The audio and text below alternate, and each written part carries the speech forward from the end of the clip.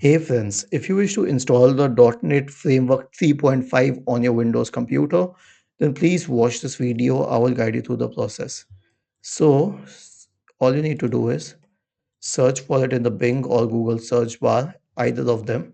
And when you scroll down, you'll find two websites. One is the Microsoft one, and one is the .NET.Microsoft.com one. Pick either of these. Now select the language and click on download and then select open. When you click on this, you will not have to do anything else. It will install the .NET framework automatically.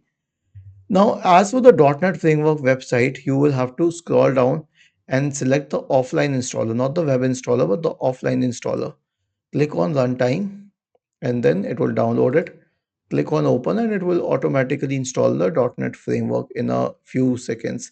These setups are a little different, but the final result is almost similar. So this is also .NET Framework 3.5 and this is also .NET Framework 3.5. After this, you will have to restart your computer. So right click on the start button, select shutdown or sign out and then select restart. Was this helpful? If yes, then please subscribe to the channel. If not, then let us know in the comment section of the video on how we could help you further. Thank you for watching this video and have a nice day.